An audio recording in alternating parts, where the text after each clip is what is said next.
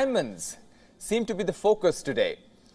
Britain has unveiled new sanctions against Russia's mineral sector, targeting imports of diamonds as well as aluminium, copper and nickel in a bid to choke Moscow's ability to fund the war in Ukraine. Britain is also targeting an additional 86 people and companies from Putin's military-industrial complex. Now, European Union Commission President Ursula von der Leyen also arrived in Hiroshima on Thursday. Now, European Council President Charles Michel has said that G7 bloc will target the lucrative trade in Russian diamonds as part of a renewed push to hamper Moscow's war efforts. So, Russian diamonds here are focused on day one of the summit. Now, ahead of the G7, the United States revealed that they will impose new significant sanctions targeting Russia's war machine. As per a U.S. wants to disrupt Russian war supplies, close evasion loopholes and further reduce reliance on Russian energy. On a historic occasion, Brazilian President Lula da Silva also arrived in Hiroshima mere hours ago. Brazil has been invited to the G7 meeting after a long interval of 14 years.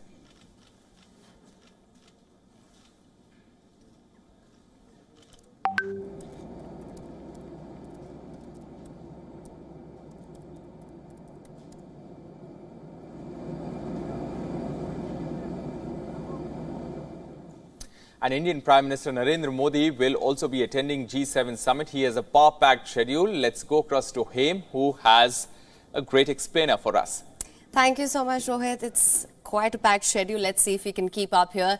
Indian Prime Minister Narendra Modi will embark on a three-nation visit of Japan, Papua New Guinea and Australia. Japan is hosting the G7 summit, of course, as you know. The forum members include France, UK, US, Germany, Japan, Italy and Canada. The EU is a non-enumerated member. Before visiting Australia, the Indian Prime Minister will attend a summit of the Forum for India-Pacific Island Cooperation in Papua New Guinea. And here's more on the Prime Minister's packed schedule. There is more. Now, in 6 days, the Indian Prime Minister will visit 3 nations. 40 engagements in all have been lined up. And Prime Minister Narendra Modi will hold meetings with over 24 leaders here. The Indian Prime Minister will arrive in Japan later today. The G7 summit is in Hiroshima, a city which has recovered from the catastrophic damage by an atomic bomb and which continues to seek lasting world peace. Now, during the summit, the Indian Prime Minister will speak at the G7 sessions with partner countries on subjects such as peace, stability and prosperity of a sustainable planet, food, fertilizer and energy security. Health will also be another major issue on the agenda.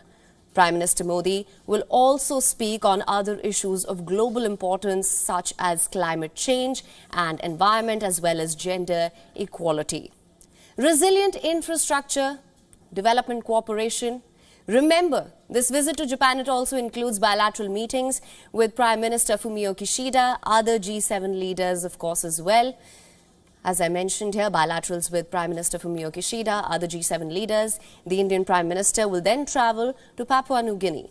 He will host the 3rd summit of the Forum for India-Pacific Island Cooperation jointly with Prime Minister of Papua New Guinea on the 22nd of May. Now, let's tell you a little more about this forum. Launched in 2014, the forum involves India and 14 Pacific Island countries. This will be the first visit by an Indian Prime Minister to Papua New Guinea. Now, after that, the Indian Prime Minister will visit Australia. Prime Minister Modi to visit Australia from May 22nd to the 24th, and he will hold a bilateral meeting with Anthony Albanese, meet CEOs, business leaders and interact with the Indian diaspora in Australia. Now, also to understand this better, for more on this, we're joined by our principal diplomatic correspondent, Siddhant Sibal, live from Hiroshima. Siddhant, thank you so much for joining us. Of course, it's what can you tell us of the schedule for the day? From what I understand, a lot of bilaterals have already been held, some are underway. What can you tell us? Well, it's a wet and a rainy start to the G7 summit, which is due to begin in a few hours from now. We know that first visuals have started to come of the world leaders accompanying the Japanese Prime Minister to pay homage to those who died in the atomic attack.